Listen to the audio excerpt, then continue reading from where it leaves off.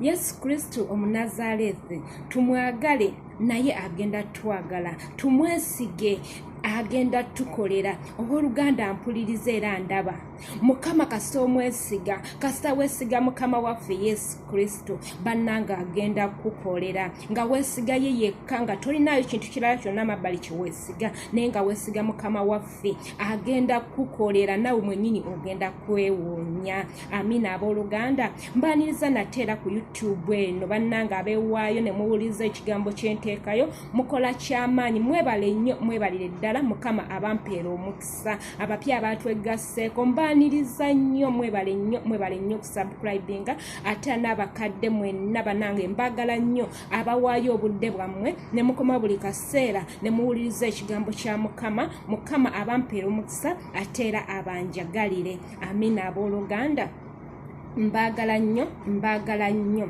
abooluganda, mbagamba nti abalina emitima egimenyese Mukama agenda kubayamba, agenda kubawonya. Gwe wenna ng'oli eyo olina kyoyitamu, olina ekyakusiba, olina ekyakuwamba, nkulangirirako eddembe okuteebwa mu ekyo kyonna kyoyitamu. Ogenda kulaba eddembe olunaku olwaleero, ogenda kulaba omukisa mu bulamu bwo olunaku olwaleero kasita okkiriza Mukama waffe Yesu Kristo, kasita oba nga weesiga Mukama waffe Yesu Kristo.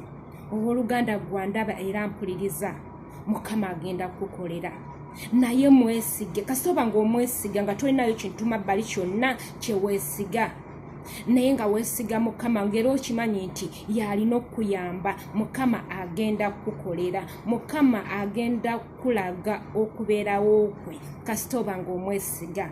Amiina.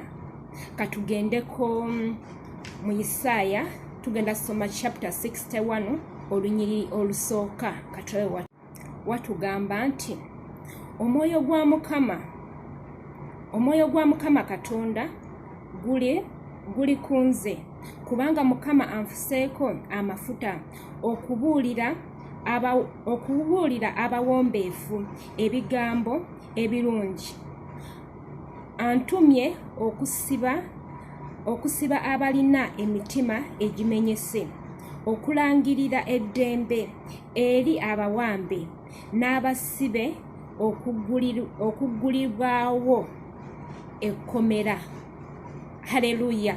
Atugambye nti okulangirira eddembe eri abo abalina emitima egimenyese n'abasibe, okuggulibwawo ekkomera.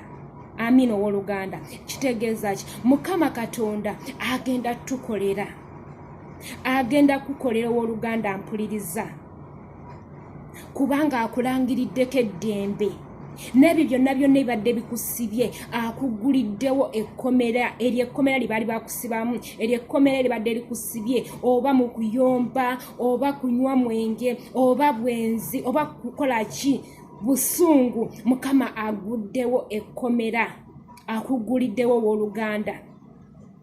Naye kasita oba nga omwesiga, omanyi kasita oba nga tomwesiga tasobola kukola mu ggwe, naye kasita omwesiga n'oba ng'olina kyoyitamu n'ogamba kino mu linnya erya Yesu kirina okuvaawo era kikoma leero, owooluganda kigenda kukoma. Amiina owooluganda. Mukama abanjagalire ate era abankuumire. Mbagala nnyo bambi, mwebale kubeerako, mwebale kuwaayo obudde bwammwe. Mukama abampeera omukisa, mwebale nnyo, mwebalire ddala.